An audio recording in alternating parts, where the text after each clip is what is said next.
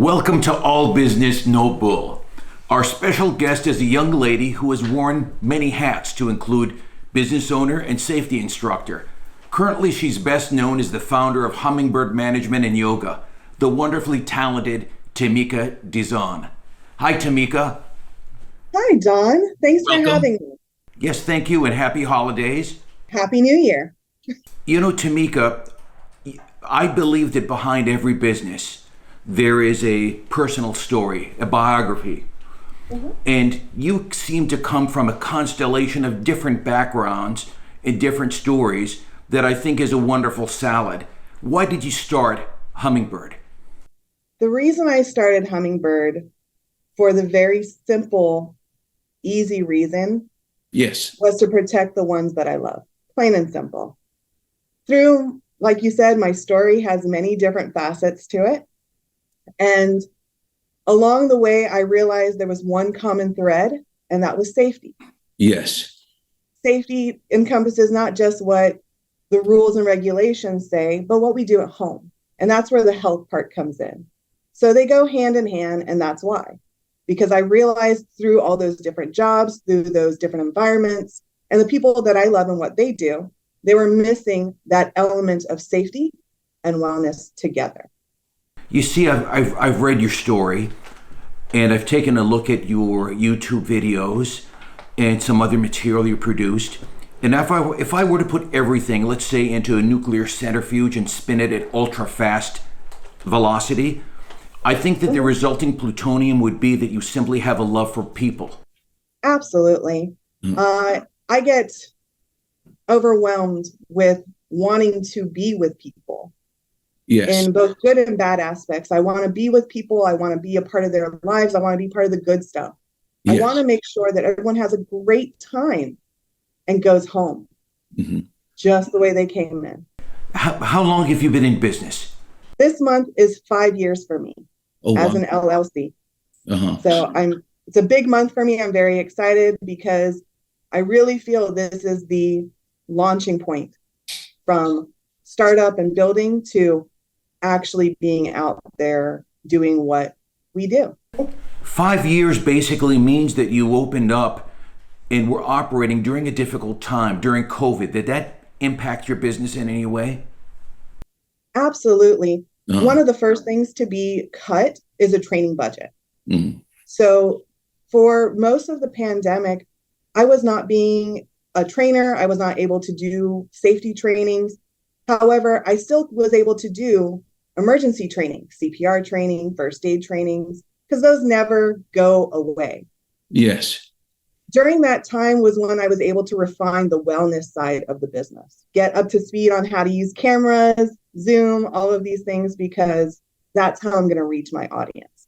So that was the building phase. Thankfully, in a way, it helped. Yes. Have you ever worked for anyone else, or is business all that you know? I have worked retail, automotive shops. I've worked for small businesses. I've worked construction. I spent almost 14 years in transportation, doing training and safety. So I have many, many different hats that I've worn. Yes. And my love is in the entertainment world. So that's where I'm heading and taking my business. Yes. I see the common thread of people here as well, too. I'd like to ask you this. It's a common occurrence that when people get into business, when they become an entrepreneur, that it becomes very difficult to punch someone else's clock. That is very true. Yes. Absolutely 100% true. You have to really control your emotions. Yes. Your facial expressions. Yes. And you have to breathe instead of responding, for sure. And in the new environment with social media, you can't take anything too seriously. Are you emotional when it comes to business? I'm emotional when it comes to life. So yes. Yes. I believe that our emotions have a lot to tell us.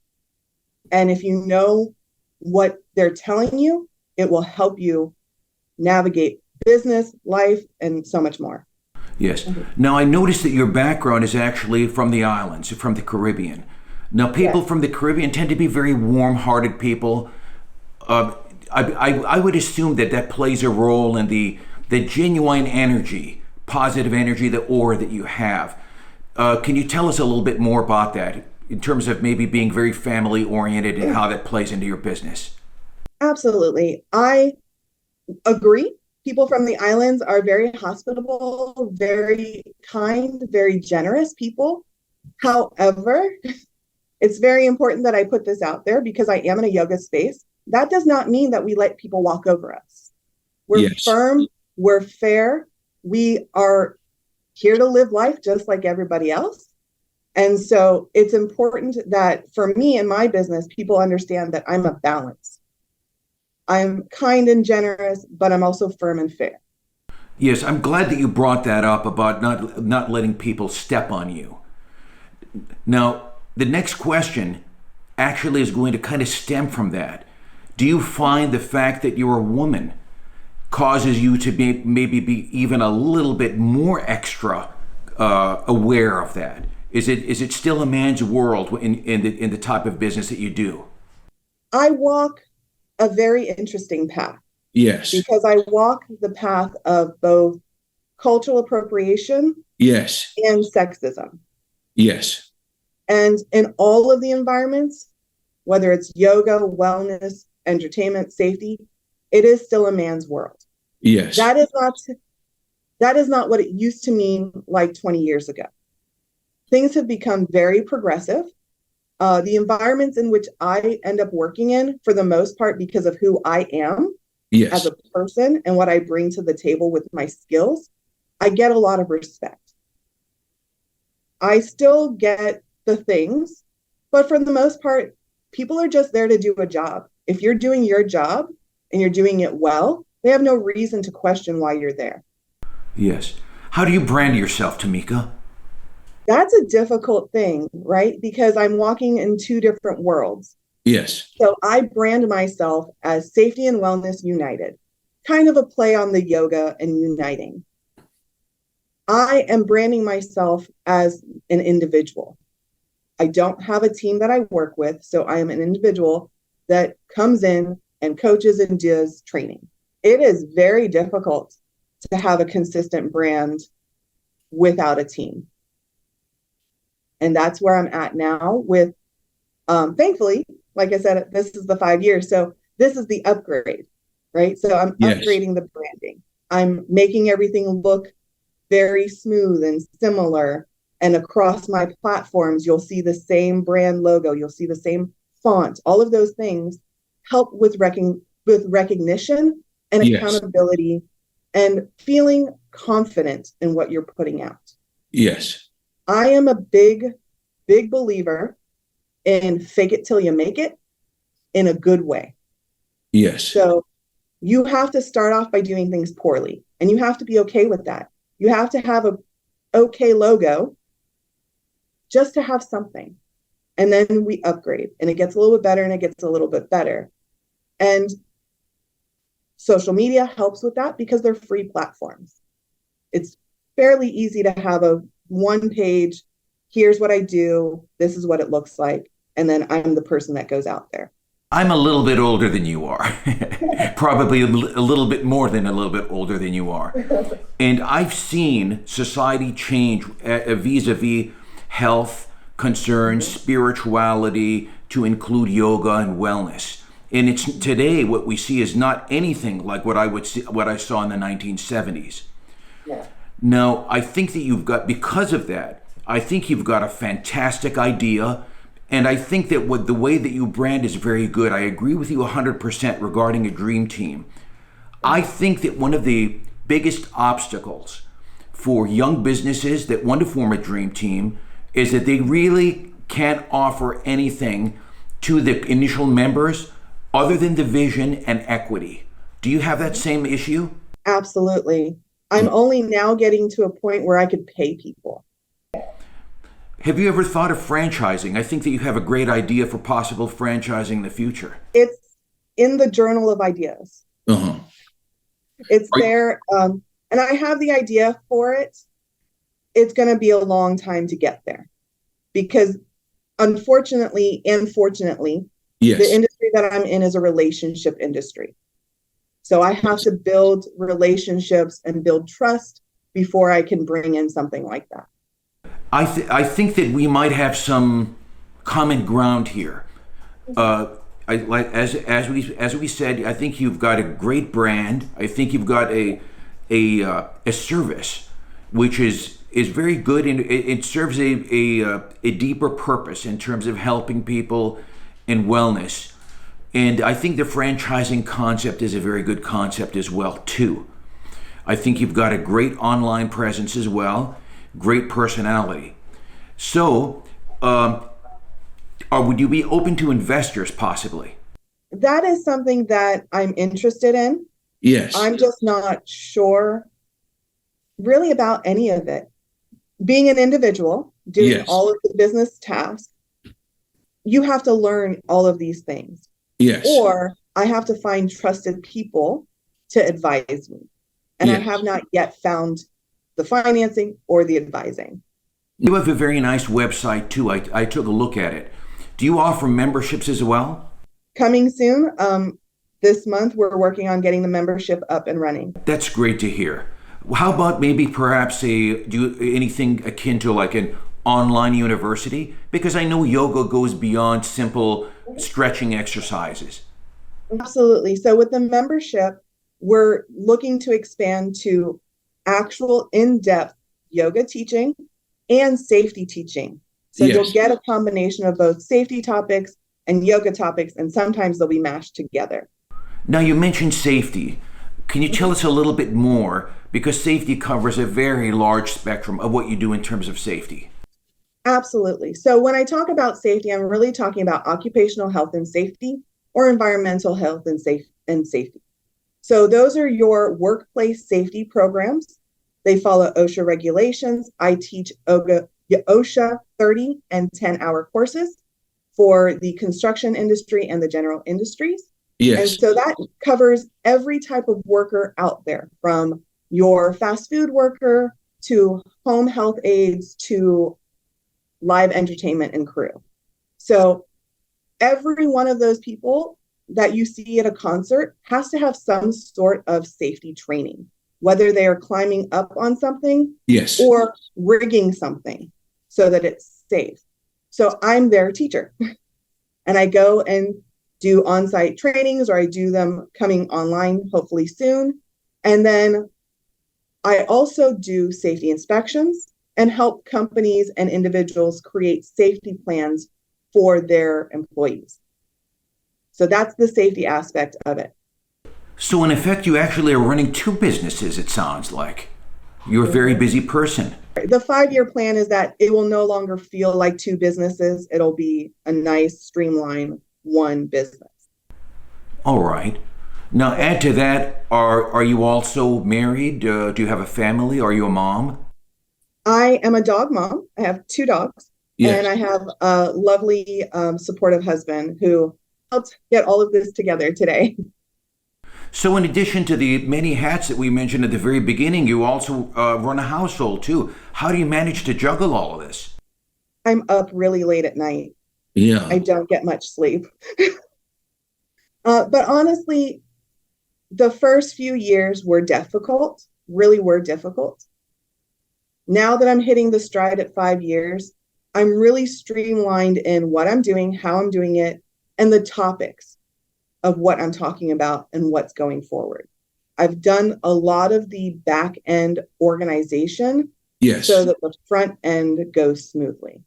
Where do you see yourself in 5 years and 10 years? In 5 years, Uh-huh. I would like to be speaking at professional conferences, whether that be live entertainment conferences or safety conferences. But I really want to be in that arena of getting my message out there. Also, just holding classes in those spaces, hitting people from around the country, around the world. And in 10 years, I would like to be not just fully operational, but able to do those franchising things that I want to do. Pull in other networks of people and groups so that I'm still going to be an individual, but I'm going to have my team, and I'm going to have a team of people out there who are doing the same thing for themselves and for the people they're around. You mentioned team, a dream team. We mentioned possible investors. We mentioned possible franchising in the future. So maybe we can help you with this. If any investors, individuals who might be able to help you with franchising, or any interested future dream team members who believe in what you do, would be interested, would be mission oriented, would believe in your mission, how would it be best for them to contact you? It would be best to contact me through my email address, hummingbirdmanagement@gmail.com. And I'm sure that'll be available wherever you put your description and stuff. And then outside of that, you'll find me on YouTube. That's where I'm going to start posting the majority of my content. So you'll be able to interact with me on YouTube. Mm-hmm. And lastly, have you noticed any specific demographic that tends to contact you, tend to participate, that forms the largest portion, let's say, of your client base? Absolutely. So it's people that are generally under the age of 50. Okay.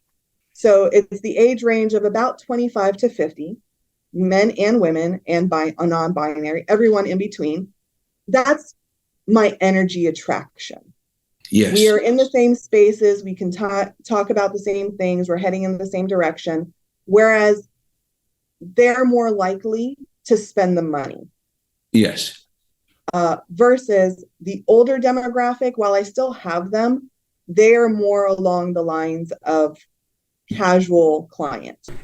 And here we're talking about health and wellness, and I'm smoking a cigar.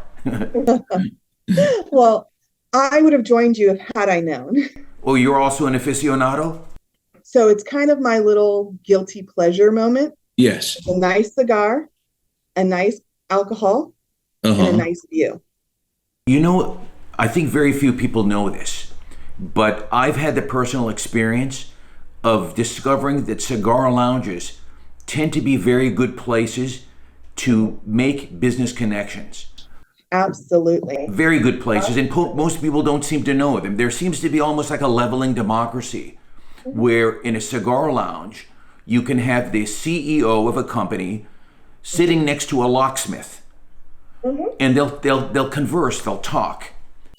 It's one of the major reasons why I started learning about cigars and smoking them, was to get into those environments where I could have those conversations. I even learned to play golf so that I could have those conversations. Possibly another avenue of marketing for you. Maybe some cigar magazines as well, too. Yeah. Having the experiences of work that I have really has given me skills to go into any environment and talk to anyone. I can talk about expensive liquors. I can talk about expensive cigars. I can talk about nature. I can talk about any topic that my client wants to talk about. That's very interesting, and I'm glad to hear that, because a lot of people are held back by fear. It almost seems irrational. I've seen salespeople freeze at a telephone for 45 minutes because they were afraid to make a cold call. Yeah. But your background, as well as your background in terms of your work, in terms of what you've done in life, and in terms of the culture that you come from, seems to be completely the opposite. Oh, yes. We are very outgoing people. I am from the island of Trinidad and Tobago, and we are not shy. Mm-hmm. It was a competition to see who was the loudest. I'm willing to roll dice and make a bet on something as well, too.